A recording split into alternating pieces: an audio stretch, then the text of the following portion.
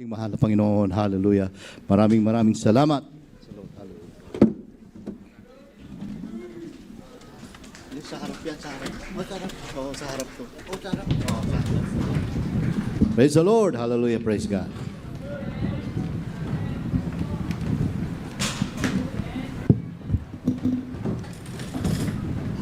Praise God. Hallelujah. Talagang ang ating mahal na Panginoong Hesus, ang siyang nagbibigay ng talento, mga minamahal, sa bawat isa atin, mga minamahal. Praise God.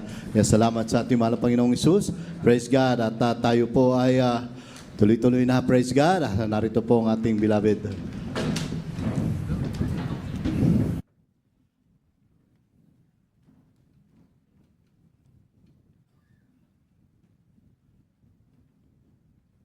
Praise the Lord. Hallelujah. Palapakan po natin ang ating mahal na Panginoong Hesus. Praise God. Hallelujah. Praise God.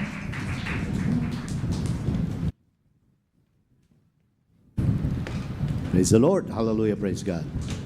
At narito po mga minamahal. Praise God. Ang huling magpapasalamat sa ating mahal na Panginoong Hesus, ang ating beloved Sister Jessica Gacomre. Praise the Lord. Hallelujah. Sila po ay from Toronto, Canada. Praise the Lord. Hallelujah. Praise the Lord.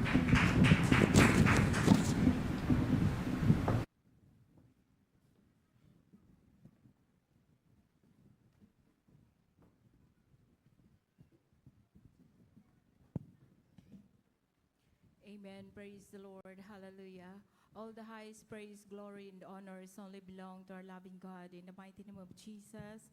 And I'll give double honor and respect to our beloved parents in the Lord. And we always cherish the blessed preaching of our beloved parents in the Lord. And greetings to all the beloved Almeida children. Hallelujah. And to beloved Ian and Christian, hallelujah, blessed afternoon po. And to all the beloved brothers and sisters, beloved preachers here in Bay Area Outreach, hallelujah.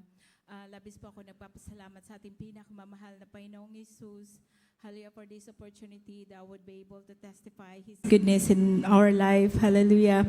Nagpapasalamat po ako sa ating pinakamamahal na Panginoong Hesus sa kanyang pag-iingat sa aming pagta-travel, hallelujah, going back and forth to Philippines, hallelujah. Salamat sa ating pinakamamahal na Panginoong Hesus na nandyan po mga minamahal na it's a long travel po mga minamahal, but I thank the Lord for the strength at guidance po ng ating pinakamamahal na Panginoong Hesus. Nagpapasalamat din po ako sa ating pinakamamahal na Panginoong Hesus na bago po kami ma-save dito sa banal na gawain, the Jesus Miracle Crusade International Ministry, ako po ay may karamdaman na peptic ulcer, migraine at saka rheumatoid arthritis na siya po nagpapahirap sa akin, mga minamahal, na I almost get paralyzed that time, mga minamahal. That was way back 2018 po, mga minamahal. Nasumpungan po na aking beloved sweetheart itong banal na gawain through television. During those times po, mga minamahal, natapos po yung contract niya sa Negros Navigation po. He was working sa crew po sa barko po, mga minamahal. And that time po, nung matapos po yung contract niya, mga minamahal, he won't be able to get another contract. And he was staying at home for more than a year po, mga minamahal. And that's the time na nakita niya po yung banal na gawain through television. And during those times, mga minamahal, he keep asking me na hanapin po namin yung banal na gawain dahil din nga po sa aking mga karamdaman, mga minamahal. And that time po, mga minamahal, nakita po namin yung banal na gawain, mga minamahal, sa Bacolod City po, mga minamahal Teacher Center. At hindi po kami, mga minamahal, na binigo ng ating pinakamamahal na Panginoong Hesus na during the first attend po namin, mga minamahal, nandyan po, mga minamahal, na naramdaman ko po, mga minamahal, ang presensya ng ating pinakamamahal na Panginoong Hesus. Hallelujah, praise the Lord. And after 3 days po, mga minamahal, mayroon pong mini crusade po doon, mga minamahal, sa Silay City, mga minamahal. Hindi po kami nabaptize, mga minamahal, kaagad nung dumalo po kami sa first dalo po namin mga minamahal, hindi nga rin po kami pinatanggap mga minamahal because they thought po mga minamahal na kapatiran na po kami mga minamahal na nag-backslide because my beloved sweetheart mga minamahal, alam niya na po magpuri mga minamahal dahil sa katagalan niya po na if I'm not mistaken 8 months po siya nanonood through television. Sumusunod po siya mga minamahal sa pagpupuri at napupuspos na po siya mga minamahal. Nung first na dalo po namin mga minamahal, hindi po kami nilapitan na patanggapin o magpabaptize mga minamahal. Even doon sa crusade po mga minamahal, na 3 days crusade po mga minamahal, wala pong lumapit sa amin mga minamahal na kung magpabaptize po kami mga minamahal. Kusa pong lumapit yung aking beloved sweetheart sa isang brother po mga minamahal na we would like to be baptized po mga minamahal at kahabagan na ating pinakamamahal na Panginoong Hesus. Yung aking taglay na karamdaman mga minamahal ay pinagaling po na ating pinakamamahal na Panginoong Hesus na instant po mga minamahal. But before that mga minamahal, napakarami ko pong iniinom na medication mga minamahal. Halos wala na pong matira ng aking sahod mga minamahal sa mga kinukuha kong medication doon sa company because I was working as a medical representative po mga minamahal na meron po siyang sister company na pharmacy mga minamahal. Kaya nagpapasalamat po ako sa ating pinakamamahal na Panginoong Hesus sa kagalingan na pinagkaloob niya sa akin mga minamahal. At hindi lang po yan mga minamahal. Hallelujah, nagpapasalamat din po ako sa ating pinakamamahal na Panginoong Hesus sa kapayapaan, sa peace of mind na bago po kami masave dito mga minamahal na sa 4 years na pagsasama namin ng aking beloved sweetheart mga minamahal, lagi po kami nag-aaway mga minamahal, wala pong kapayapaan ng aming pagsasama mga minamahal. And that time po mga minamahal, my eldest po is 2 years old and a half and my beloved daughter is 1 year old and a half po mga minamahal. Nasabi ko sa aking beloved sweetheart dahil lagi po kaming, wala pong araw na hindi kami nag-aaway mga minamahal. Sabi ko po mga minamahal sa kanya na we will be separated mga minamahal. Sabi ko, maghihiwalay po tayo, sabi ko. Dahil ayaw ko po yung buhay na ganito, laging nag-aaway habang lumalaki na po yung mga anak namin mga minamahal. Sabi ko, gusto ko masaya po na pamilya. Pero hindi po hinayaan ng ating pinakamamahal na Panginoong Hesus na kami po mga minamahal, mawasak ka aming family mga minamahal. Bagkus inayos po ng ating pinakamamahal na Panginoong Hesus. Kami po ay naabot sa panalangin ng ating ginagalang minamahal na pastor. Through television lang po yun mga minamahal. Kinapakabuti na ating pinakamamahal na Panginoong Hesus. At labis ko rin pong pinapasalamatan ang ating pinakamamahal na Panginoong Hesus sa kagalingan din po ng karamdaman ng aking beloved father. That was during pandemic po mga minamahal na siya po ay na-admit po 3 weeks po sa hospital mga minamahal. Naging critical po yung ang kanyang kondisyon mga minamahal. Na nandyan po mga minamahal na sabi po ng doktor na dalhin po siya mga minamahal. Doon po i-refer po siya sa malaking hospital po mga minamahal to seek more medical treatment po mga minamahal. Nandiyan po mga minamahal na yung aking beloved sister na siya rin po ay kasama natin sa paglilingkod sa mahal na Panginoon. Siya pong nagbabantay doon mga minamahal.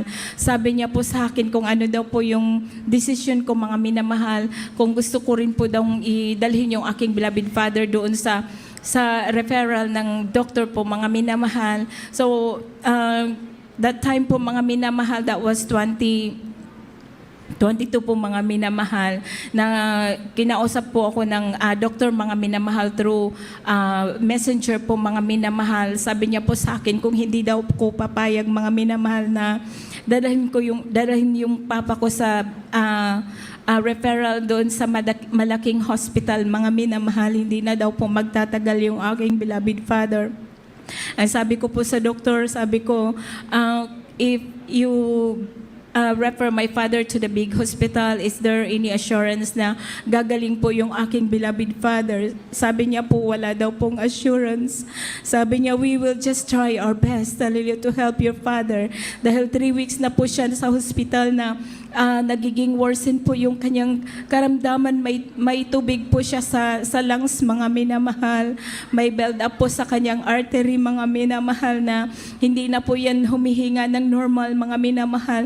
Naka-oxygen lang po lagi, mga minamahal, na tinutulungan na lang po, mga minamahal, na bihisan, paliguan, pakainin, mga minamahal. Ang sabi ko sa doktor, ayaw ko pong pumayag na i-refer yung aking beloved father sa malaking hospital dahil sa aming pinaglingkuran na Diyos. Siya po ay buhay at may assurance po dito.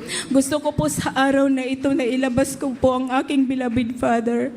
Ang sabi niya sa akin, kung sigurado daw po ako na ilabas yung aking beloved father na hinang-hina na hindi po kayang huminga, mga minamahal, na walang oxygen. Sabi ko po sa doktor, I will buy oxygen tank and bring my father home without any medication. Nung umuwi po yung aking beloved father, mga minamahal, after 2 days po, mga minamahal, na nasa bahay, wala po siyang dinala na medication dahil hindi ko po binabili yung mga resita niya na 11 medications, 11 na resita po yun, mga minamahal. Ang aking beloved father po, mga minamahal, after 2 days na nakauwi po, mga minamahal, tumayo po yan, mga minamahal. Napakabuti ng ating pinakamamahal na Panginoong Hesus. Dakila siya, mga minamahal, siya'y buhay na ating pinaglilingkuran at pinapasalamatan ko rin po ang ating pinakamamahal na Panginoong Hesus sa aking beloved mother, mga minamahal, na although po kinuha na po siya ng ating pinakamamahal na Panginoong Hesus, hallelujah, na nandyan po, mga minamahal, na sapat na rin po yung dinagdag ng mahal na Panginoong Hesus sa kanyang buhay. Dahil that was sa 2015 po na na-diagnose po siya, mga minamahal, na may mass po sa kanyang right kidney at may kidney stones po siya, mga minamahal. Nung 2015 na yan, mga minamahal, nirecommend na po sa kanya, mga minamahal, na siya po ay i-surgery, mga minamahal. But my beloved mother declined all those recommendation na surgery at saka magpa-hospital, mga minamahal. She was just admitted that time ng 2 days, mga minamahal, na hindi ko po alam, mga minamahal, na yun pala po yung kalagayan niya, mga minamahal. Dahil ang sabi niya sa akin ay may UTI lang daw po siya, mga minamahal. At that time, hindi po siya nagtagal sa hospital. Gusto niya pong lumabas at mag-ayuno sa pastoral house, mga minamahal. Ayun po ay pinagaling siya ng ating minamahal, mahal na Panginoon that time, mga minamahal. That was 2015, and nung March 17 lang po, mga minamahal, 2026, kinuha po ng ating pinakamamahal na Panginoong Hesus, na wala po kaming question sa ating pinakamamahal na Panginoong Hesus dahil mahaba na rin po yung dinugtong ng ating pinakamamahal na Panginoong Hesus, na nandyan po, mga minamahal, na he live a normal life po, mga minamahal. Nandyan po yung kalakasan na taglay-taglay niya, mga minamahal. It was just suddenly, mga minamahal, na nung September last year, mga minamahal, na sobrang pagbi-bleeding niya po, mga minamahal. Every time na iihi po siya, mga minamahal, puro dugo po yung lumalabas, mga minamahal. At nag-pass out po siya, mga minamahal. So tinakbo po doon sa hospital, mga minamahal. And that time po, mga minamahal, yun po ang sabi ng doktor, na malala na po yung kanyang kidney disease, mga minamahal, na sa chronic kidney failure na po siya, mga minamahal. At ang sabi ng doktor na siya po ay operahan, but then my beloved mother still declining the operation. She don't want to do the surgery, mga minamahal. Na sabi niya na bahala ng mahal na Panginoon sa akin. At nung December po, mga minamahal, siya pa po ay nakapagdaos ng kanyang 78th birthday nung December 31st, na ang sabi niya, mga minamahal, na my prayer is na makapag-birthday lang po ako this year at bahala na pong mahal na Panginoon sa akin. At nung po, mga minamahal, nang nasa hospital po sila nung January, mga minamahal, na huling pagtatanong po, mga minamahal, naka 2 weeks po sila sa hospital. Tinatanong po siya uli, mga minamahal, ng aking mga kapatid, mga minamahal, na hindi rin po kasama natin sa church, mga minamahal. At yung doktor, mga minamahal, na kung i-surgery po talaga siya, mga minamahal, dahil kailangan po talagang tanggalin yung kanyang kidney, mga minamahal. Nag-decline po yung aking beloved mother, mga minamahal, kaya wala po kaming ibang pinapasalamatan sa ating pinakamamahal na Panginoong Isus, dahil kahit ganun po yung kalagayan, mga minamahal, He still offer to our loving God, mga minamahal. Nakikita namin aking beloved mother araw-araw. Sobrang hirap ang kanyang karamdaman, sa kanyang masakit po yung kanyang nararamdaman, mga minamahal. But then, salamat sa ating pinakamamahal na Panginoong Isus na after po na-discharge siya sa hospital, dahil dinischarge po siya, mga minamahal, dahil there's no point daw po na mag-stay sa hospital, na ayaw niya naman po magpa-surgery. Naka 2 months pa po siya na mag-stay sa bahay, mga minamahal, na bago siya kunin ang ating pinakamamahal na Panginoong Isus. Kaya salamat sa ating pinakamamahal na Panginoong Isus na siya rin po ay nakapahinga na nasa piling na ating pinakamamahal na Panginoong Isus. Kaya lahat na papuri, pasasalamat ay tayo sa ating pinakamamahal na Panginoong Isus po lamang. Hallelujah, praise the Lord. Palakpakan po natin ating mahal na Panginoong Isus. Praise God. God bless you po sa ating beloved Sister Jessica Gecko. Praise God.